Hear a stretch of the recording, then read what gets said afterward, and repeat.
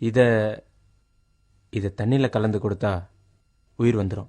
அவ்வளவுதானே, கொடுங்க, நான் கலந்து கொடுக்கறேன். கொஞ்சம் தண்ணி கொடுங்க.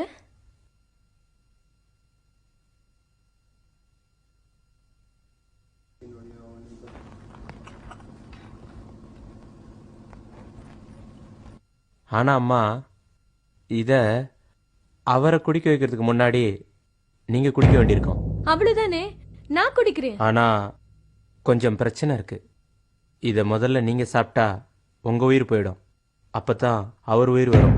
ஒரு உயிரை எடுத்துட்டு இன்னொரு உயிரை கொடுக்கறது தான் மருந்தோட சக்தி. இப்ப சொல்லுங்க, குடிக்கிறீங்களா? ஏம்மா, நீங்க குடிக்க மாட்டீங்களா? உங்க புருஷனுக்கு உயிர் கொடுக்கணும்ன்ற ஆசை இல்லையா? இவ்வளவுதானா உங்க அன்பு? அன்பெல்லாம் யார் சொன்னாங்க சுவாமிஜி? நான் செத்துட்டேன்னா என் பசங்களை, என் அத்தையை யார் பார்த்துப்பாங்க சுவாமிஜி?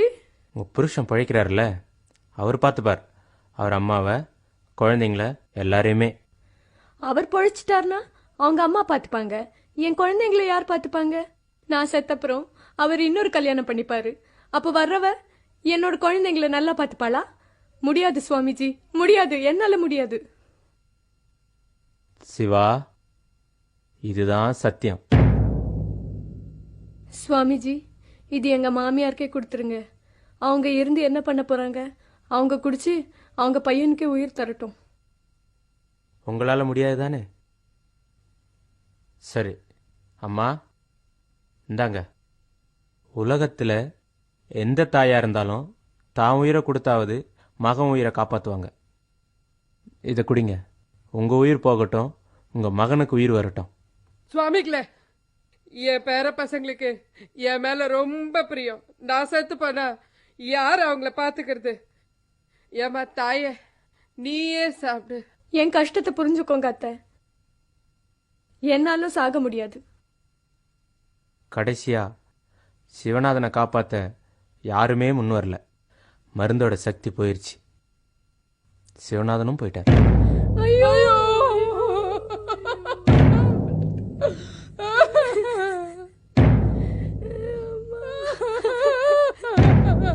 தூக்கிட்டு போங்க.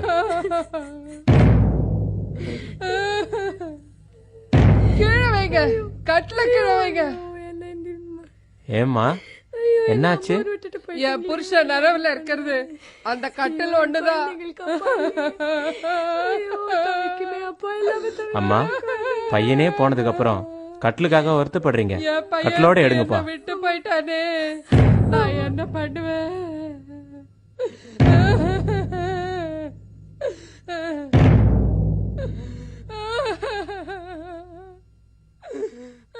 ஐயா, கட்டில் அடிக்குதுங்க.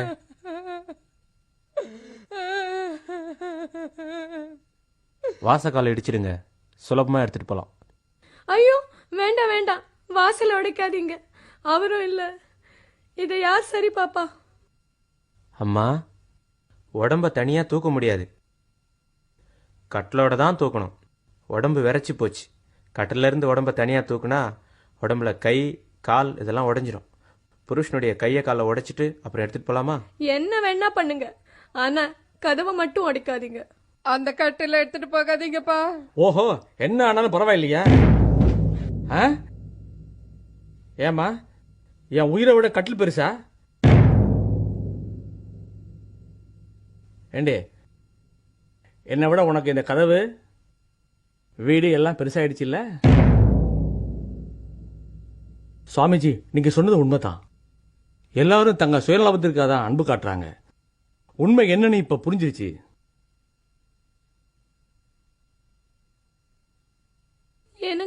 சிவா, நில்லுடா. ஸ்ரீ ராமகிருஷ்ணர் சொல்கிறார், இந்த உலகத்திலே ஜனங்க சுயநலத்தை பாதிக்காத வரைக்கும் அன்பு காண்பிக்கிறாங்க.